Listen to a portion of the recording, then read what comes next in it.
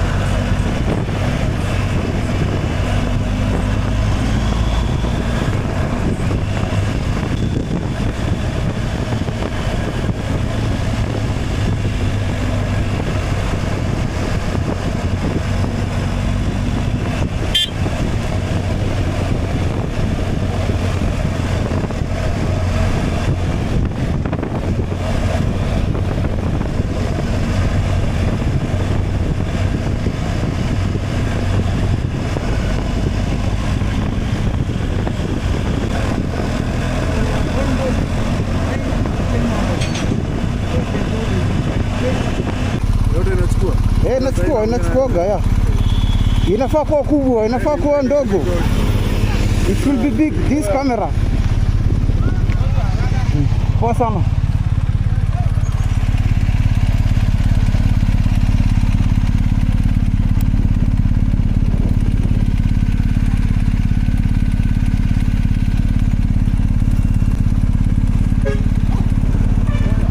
Oya, ni aje? Mashini mazee muhimu. Oya rada. Niaje bana, simdunge basi kwa mabikes. Sawa. Wewe peana hizo kwanza. Ndio munyama. Sawa. Sawa bana.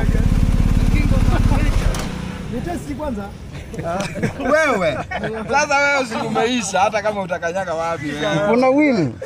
Umeachia familia wheel. Wajue vile watarecover pesa umeficha.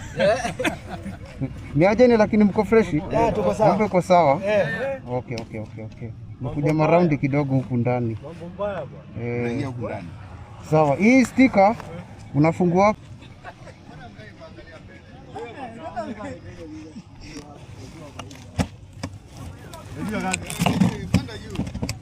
Angalia nini? Usiangalie sana. Lazima nivunzo bana. Kone alizikwa wapi? Saddam Hussein. So mambo itakuwa serious. Fiti bro. Haya poa papa. Haya poa. Safi eh? Sasa moja inaenda na speed ya 240. Yeah? 240 km/h. 240. Sawa.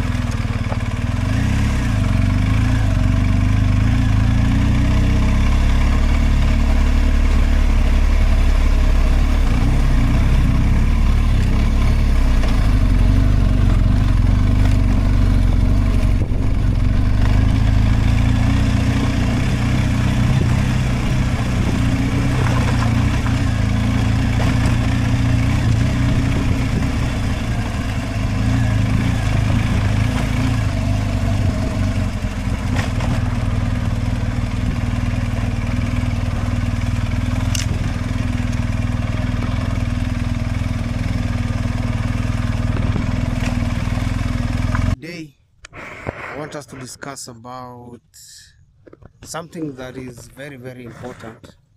So, long distance, what it takes to do long rides.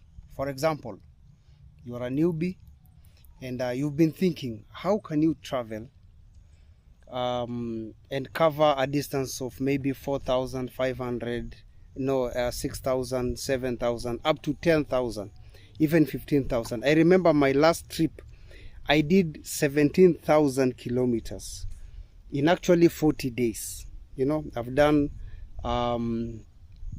16,000 kilometers, 17,000 kilometers in 40 days.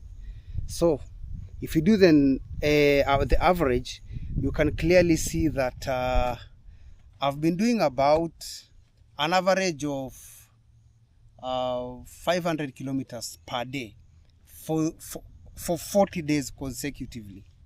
So now I want to plug you guys on how to do them. Maybe next time you are next and you want to do this long distance and you're wondering how you can do it. Number one, if you want to do long distance travel, you first of all start with what is called mental preparation. Your mind must be ready to handle everything, the bike, whatever it is. It starts from here first, because if this fails, the body fails. If this becomes successful, the body will going to succeed. So first thing first, you have to be mentally prepared. Secondly, what it takes to be a long distance travel is you have to prepare your bike. You have to service your bike. I don't know how you do your service, but personally, let me say my service is about doing changing the spark plugs, oil, air filter, and also doing the major service. In case the bike has gone for some kilometers, maybe 10, 20,000, I will do major service. Major service means I'm going to check my shaft. If you have a chain, you can check out your chain. If it's fine, if it's not fine, you can change your chain. And you can as well carry an extra chain, by the way. I will tell you why. So for me, I'm gonna service my shaft. If my shaft has stayed for so long, I'm gonna change it and then put a new shaft and maybe carry another shaft. I will tell you why. So another thing is do the valve clearance, make sure the engine is running, clean the injectors, all right? Clean everything. Make sure you are fully hydrated. Yes. And another thing is when you're riding for a long distance, at least after every 50 to 100 kilometers in between, stop, check your bike, drink water, relax, and then continue. After every 50 to 100 kilometers, it depends. Personally, I stop after every 100 kilometers. At least I take some water. But sometimes I carry my camel bag, which has water, so I'll be sipping water. That's what you do after every 50 to 100 kilometers. It depends with you. You can do after every 40 kilometers, 80, 90, it depends with you. But personally, after every 100 kilometers. And then when you stop, make sure you check the bike. You check everything. Check the engine, check your radiator, check the lights, yeah, check your luggages, check everything. Make sure everything is okay.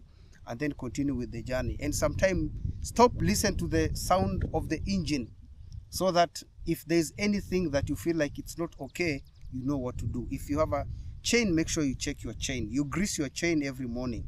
All right. If you have a shaft, you know what to do with the shaft. Shaft is another story. That's what I said. So another thing is that I'm giving you an example. Maybe you're planning to go to South Africa from Nairobi, Tanzania, Zambia, Botswana, South Africa, and then you can do Namibia and all that. Before you leave Kenya, make sure you divide your money into half.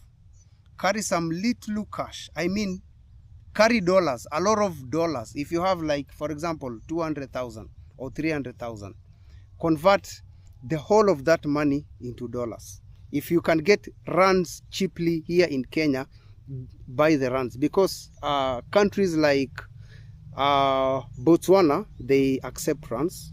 Countries South Africa kwanza ndo wenyewe sasa, they accept rands.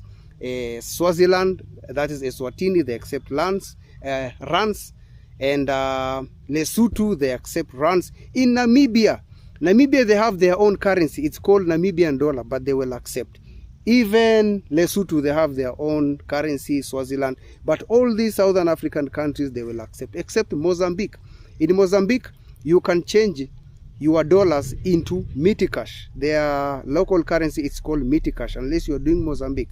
In Zimbabwe, they'll accept dollar. So now you understand why you need to carry more dollars when you travel.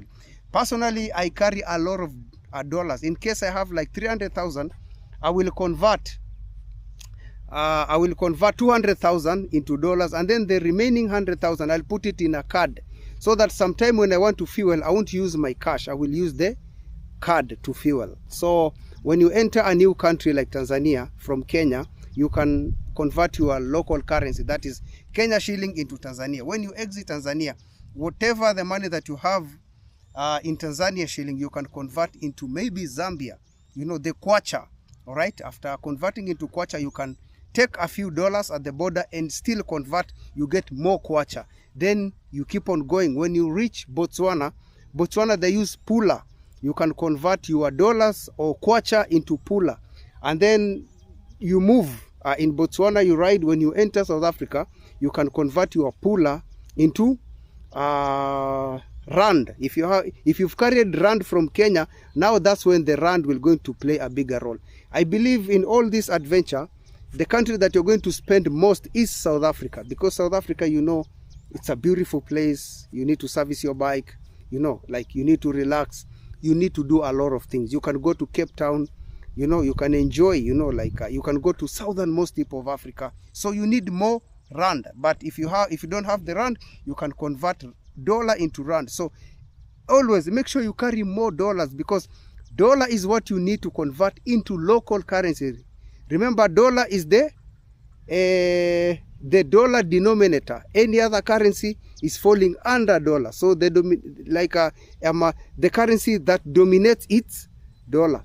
So another tip is, which I'm going to also talk about, is the concept of lodging, hotel, camping, wild camping, formal camping, informal camping, all that, guest houses, all that. This is what I do personally. Before I travel, maybe I'm going to Tanzania, I check where I'm going to sleep next. I pick like 3 towns between 100 to 200 kilometers. Then I use booking.com. You can Google. There's a lot of things that you can do. Using the internet, you can know where you're going to sleep. And then you can get that map and then send it to yourself. And also there's another app that we always use. It's called Eye of Alanda. So this app, make sure you download. It's called Eye of Alanda. It will going to give you places easily, like hotels, you know, like, but nowadays that app is not free. You pay for it. So personally, I love using that app because it has all the information. Make sure you research. If you're sleeping in now Arusha, when you arrive in now Arusha, you can ask the local, but personally I feel like asking the local, sometimes they can mislead you.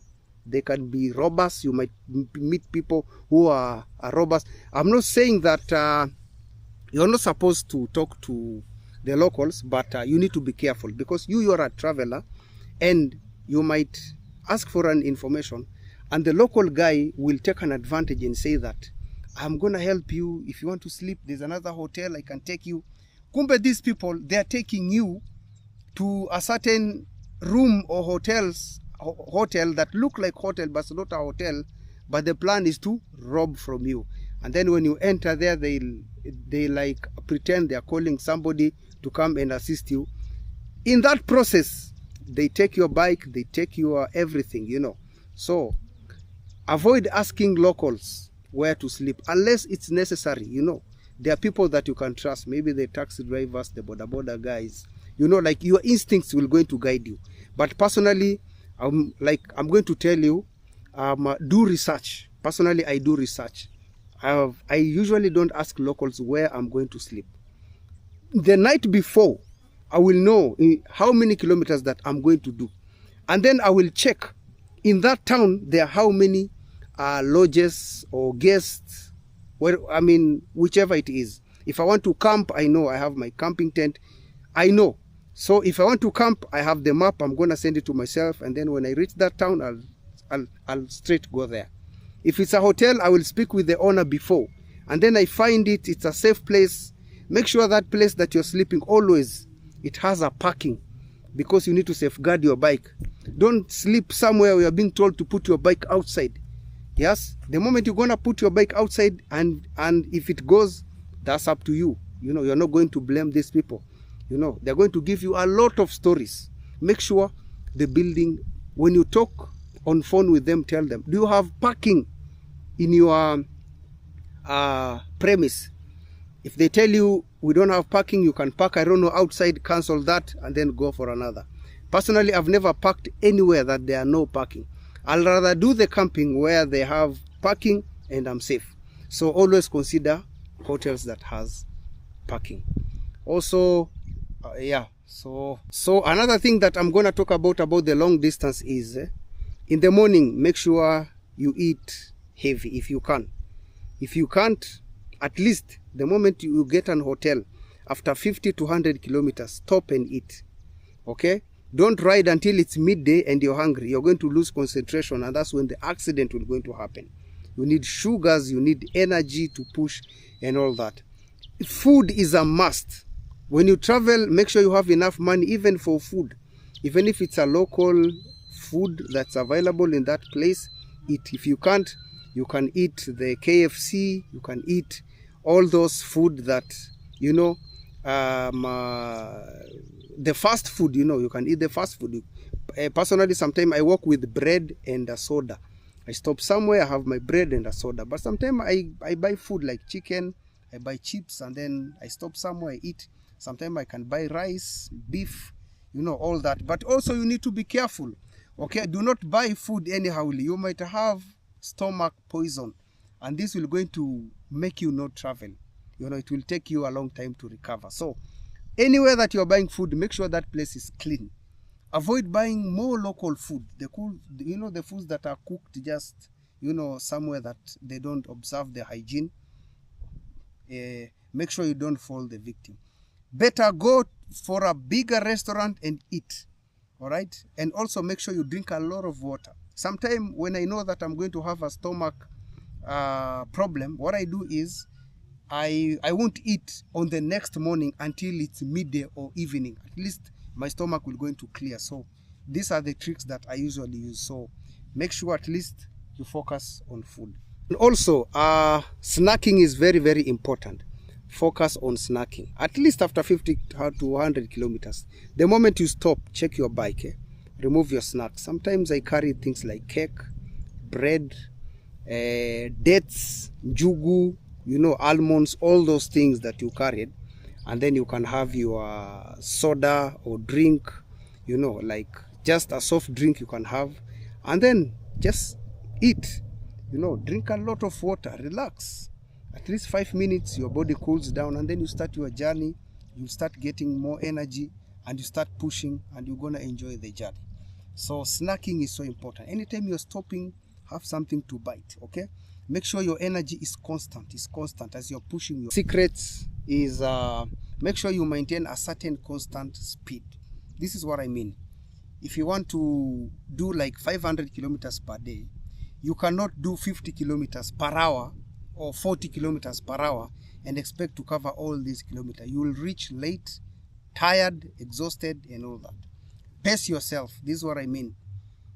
If you want to cover like 500 kilometers per day, you can do an average speed of at least 100 to 120. You know, sometimes 230, 140, depending with the tarmac and the condition of the road. Maybe it's open road, things like that. But at least do 100 kilometers per hour. Don't go less than 100 kilometers.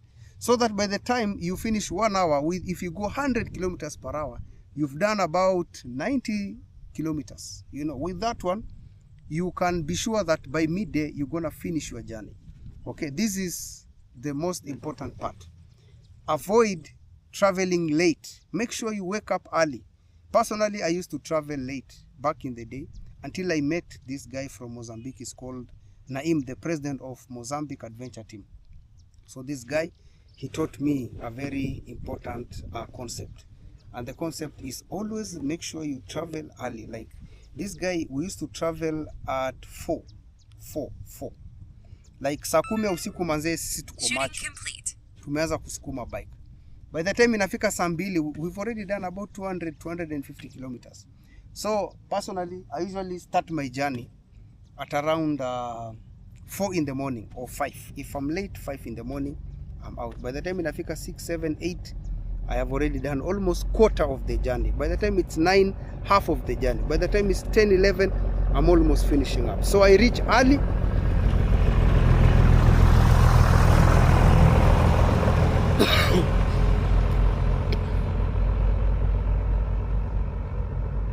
So I reach early and I look for a place to sleep early.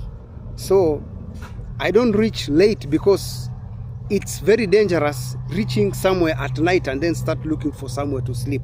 Most chances are you're going to meet bad people and they're going to mislead you and you're going to be at risk, maybe your phone stolen, cameras, money, everything. So always start early by 4 in the morning.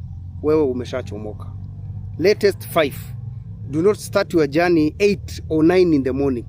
Never start your journey by that time, because by that time you know you are not going to have a smooth ride. By the time it's afternoon, you're still on the road and you've done less kilometer, so you'll be tired because you will want to beat also the time and the kilometers that you're supposed to do per day. Maybe you are expecting to sleep somewhere and you're not gonna make it. So this is where the accident happened.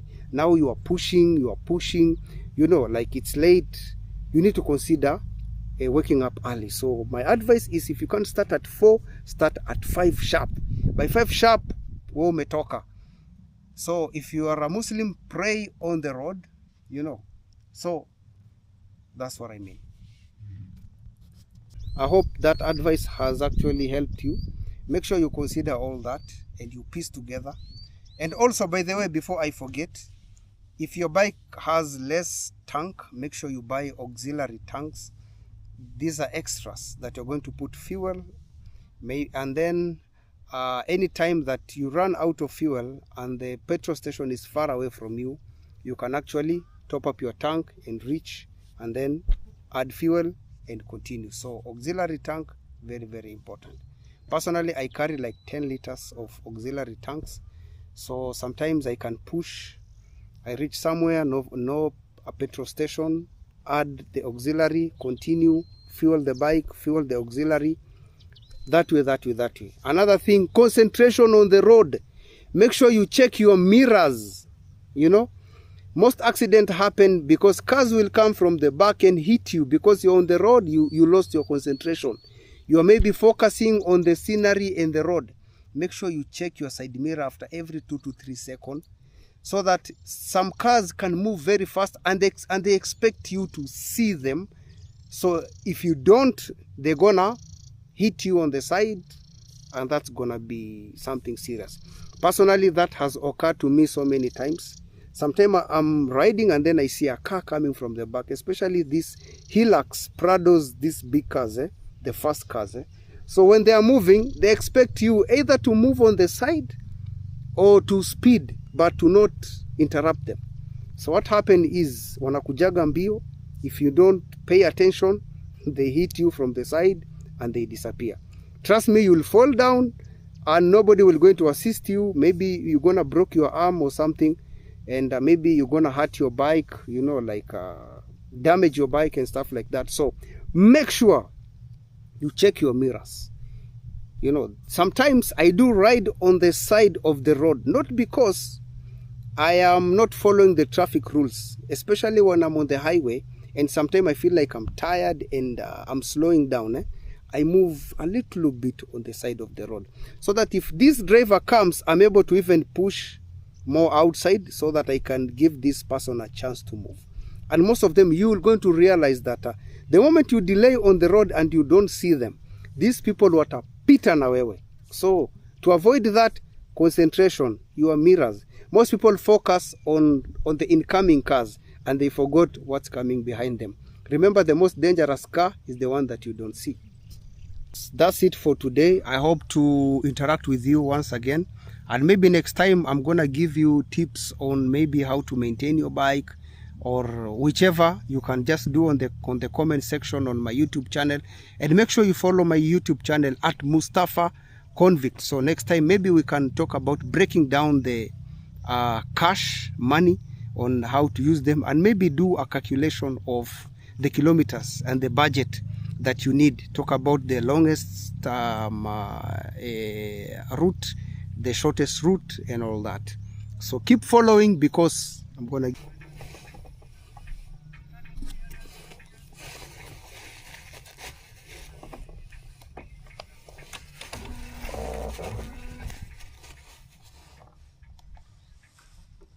What's up, guys? Mustafa Convict. So let's hit the road.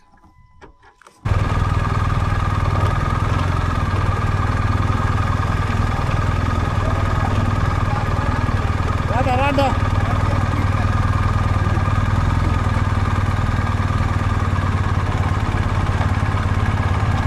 Stika, eh? Mambo. Poa. Aire. Acha nambio sana. Unajua?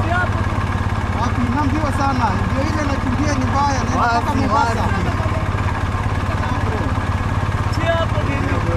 Hivi. Sawa, haina shida. Sawa basi, haya. Wazi mtafu. Uko sawa, eh? Uko sawa. Basi mko poa.